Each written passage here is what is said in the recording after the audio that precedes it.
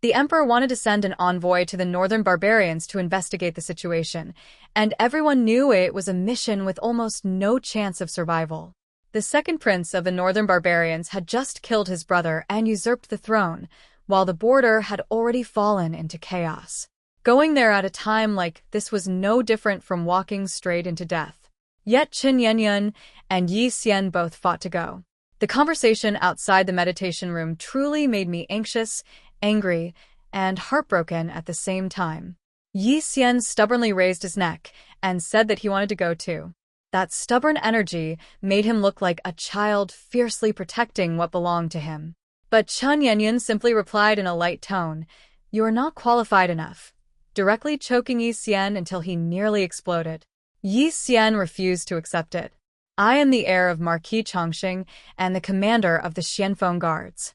Am I not more qualified than you? Do not forget, you do not even hold a real official post right now." To be honest, Ye Xian was not wrong. In terms of official position, Chen Yuanyuan truly could not compare to him. But Chen Yuanyuan's next words made me instantly understand what he was thinking. "That is exactly why His Majesty has a reason to send me.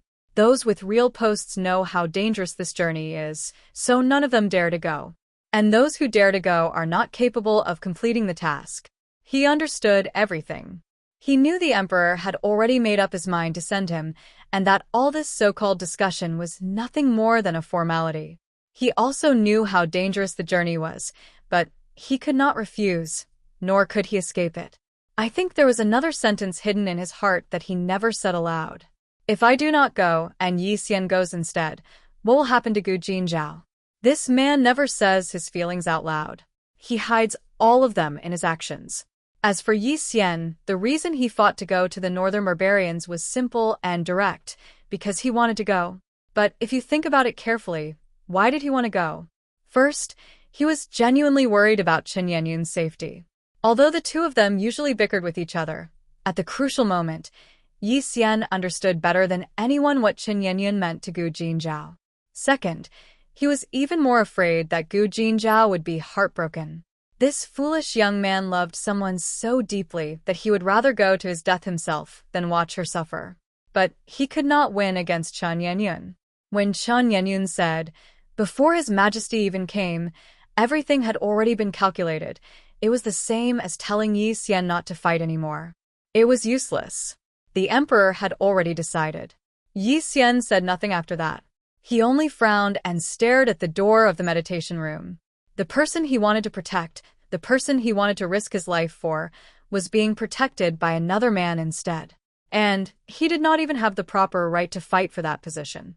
When the emperor called Jinzhao in and asked her face-to-face whether she was willing to let Chen Yuanyuan go as an envoy, if it had been any other woman, she would either have cried and begged him not to go, or forced herself to act magnanimous and said she would obey the imperial decree. But Jinzhao was different. At first, she was silent. She was silent for so long that even the emperor grew impatient and deliberately provoked her by saying that both Chen Yuanyuan and Ye Xian were devoted to her. But she did not panic. She calmly raised her head and said, "I have never said that I am unwilling. However, I boldly ask to speak with Your Majesty alone for a few words. May I?" This move was brilliant. A private conversation meant she wanted to bypass Chen Yuanyuan and Ye Xian and speak directly with the emperor. After everyone else left, she remained kneeling there. Then she opened her mouth and delivered a shocking move. "If Your Majesty wants me to agree to let my husband go as an envoy to the northern barbarians, what benefit can Your Majesty give me?" She actually asked the emperor for benefits. That courage was simply outrageous. The emperor was stunned. After a moment, he laughed. "What? You are asking me for benefits? Why should I agree to you? Chen Yuanyuan is my subject. If I order him to go, would he dare disobey the imperial decree? If it had been anyone else, their legs would have gone weak from fear by then." But Jinzhao remained calm and unhurried. She immediately placed a tall hat on the emperor's head. "But Your Majesty still came to ask me. That proves Your Majesty cares for your subjects, is broad-minded and generous, and is a wise ruler." With those words, the emperor could not even get angry. Instead, he felt pleased. Look at how quickly Jinzhao's mind worked.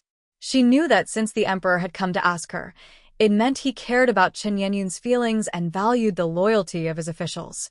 She seized that point and crowned him as a wise ruler. After that, how could the emperor not agree?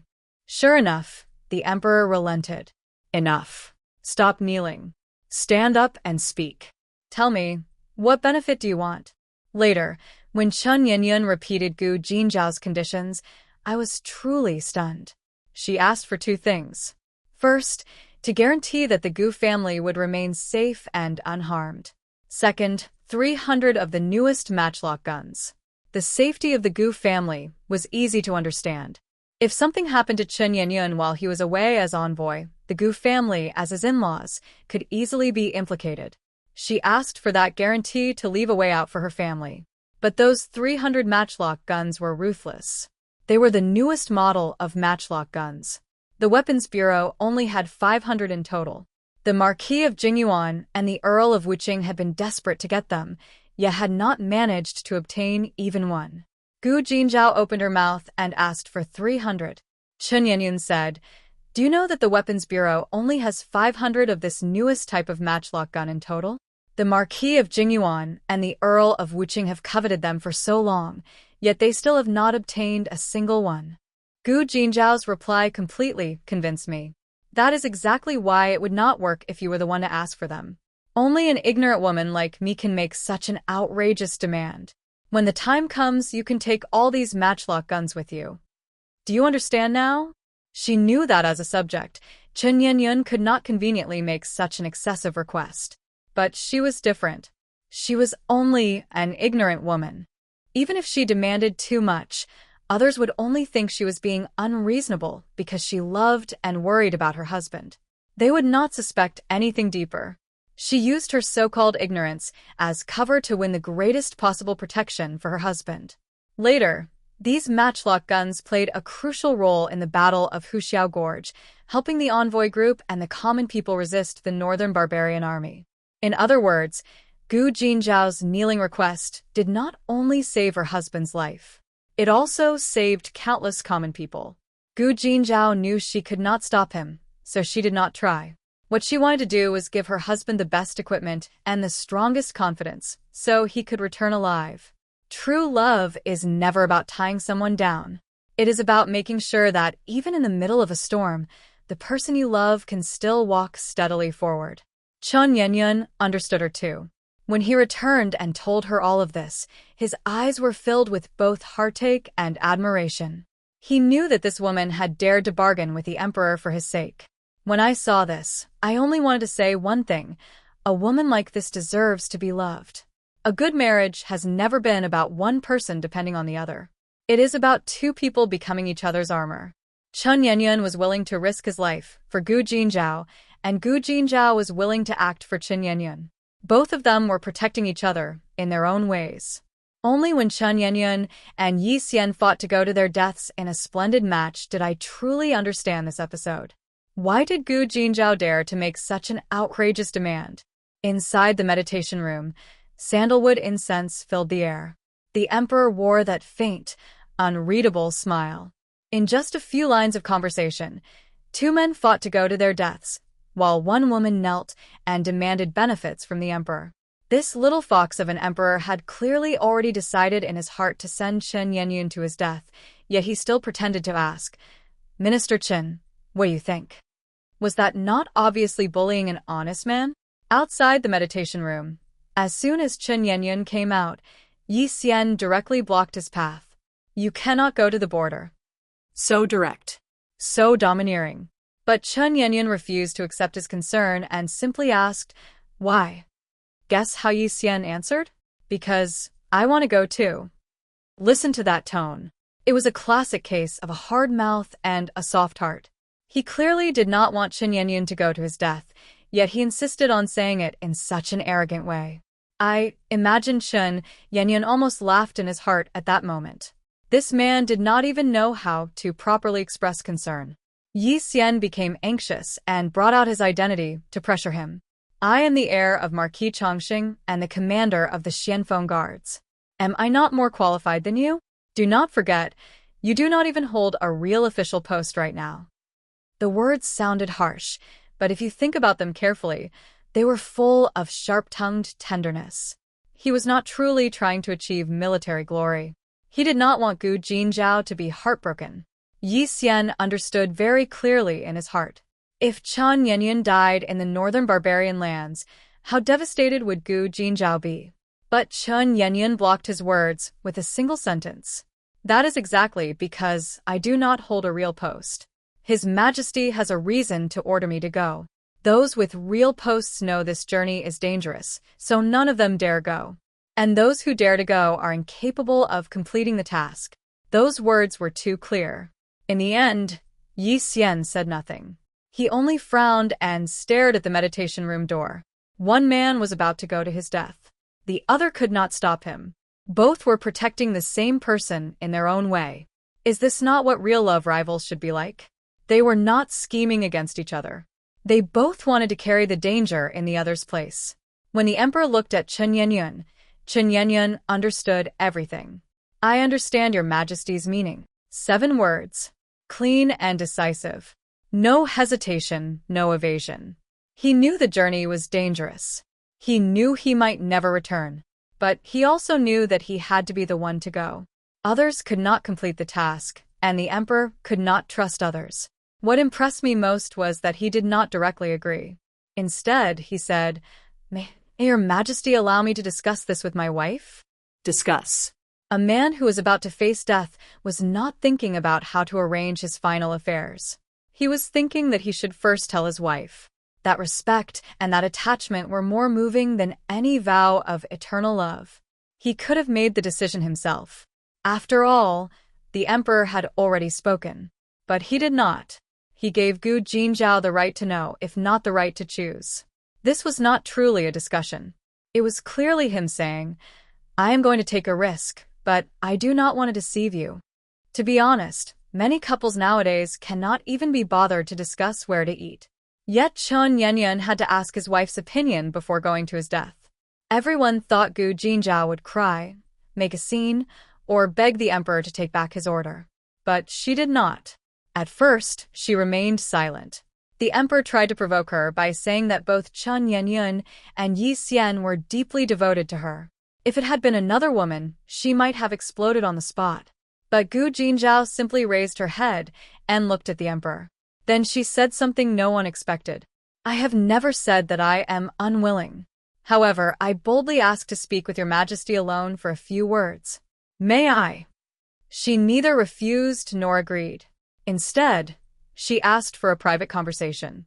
What did that mean? It meant she wanted to send both Chen Xuan and Ye Xian away so she could negotiate with the emperor. After everyone left, she knelt there and said something that nearly made my jaw drop. If your Majesty wants me to agree to let my husband go as an envoy to the northern barbarians, what benefit can your Majesty give me? She asked the emperor for benefits. That courage was simply too great. The young emperor was stunned and immediately asked, What? You are asking me for benefits? If it had been an ordinary person, they would have backed down right there. But Jinzhao remained calm. First, she flattered the emperor. But your Majesty still came to ask me. That proves your Majesty cares for your subjects, is broad-minded and generous, and is a wise ruler. Listen to how flawless those words were. She praised him, but also subtly reminded him, Since you came to ask me, then you must follow the proper rules. You cannot force this trade. The emperor was coaxed into feeling pleased and could only ask, Fine. Tell me, what benefit do you want? So, what exactly did Jinzhao ask for? According to Chen Xuan's later retelling, she asked for 2 things. First, to guarantee that the Gu family would be safe and unharmed. Second, 300 of the newest matchlock guns. Wait. 300? You have to know that the Weapons Bureau only had 500 in total. The Marquis of Jingyuan and the Earl of Wuqing had coveted them for a long time and had not obtained even one. Jinzhao opened her mouth and asked for 300. Even Chen Xuan said to her, Do you know that the Weapons Bureau only has 500 of this newest type of matchlock gun in total? The Marquis of Jingyuan and the Earl of Wuqing have long coveted them, yet they still have not obtained a single one. But Jinzhao's answer was the truly brilliant part. That is exactly why it would not work if you asked for them. Only an ignorant woman like me can make such an outrageous demand. When the time comes, take all these matchlock guns with you. When I saw this line, I was completely shaken. This woman understood her own position too clearly. She knew that as an official, Chen Yuanyuan could not ask for such excessive things. But she was different. She was an ignorant woman, an unreasonable wife who did not understand state affairs. If she made an outrageous demand, the emperor not only would not be angry, he would instead think she was genuine and emotional. But in reality, every step she took had been calculated precisely. Guaranteeing the Gu family's safety was to make sure Chen Yuanyuan had no worries behind him. Asking for 300 matchlock guns was to give the envoy group the ability to protect itself. One condition allowed her husband to leave with peace of mind. The other allowed him to come back alive. How was this asking for benefits? This was clearly laying a path of survival for her husband. This is what it means to be wise while appearing foolish. Jinzhao did not cry, did not wail, and did not threaten to die. She used the calmest method to do the wildest thing, bargaining with the emperor. She used her own ignorance to obtain the greatest safety guarantee for her husband. How much courage must a woman have to watch her husband go toward death with her own eyes, yet still remain calm enough to fight for the best conditions for him? This was not because she did not love him. This was because she loved him to the bone. It was not that she was not afraid. It was not that she was not worried. But she knew even more clearly that crying was useless, and making a scene was useless.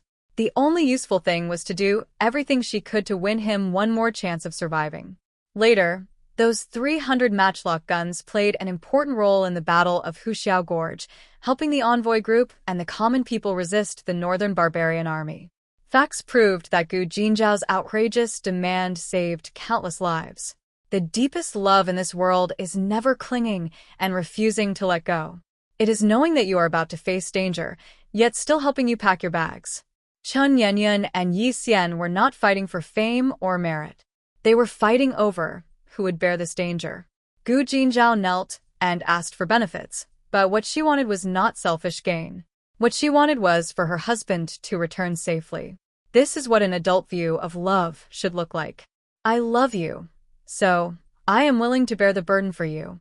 I love you, so I will let you go and fight. But before you leave, I will prepare the strongest armor for you.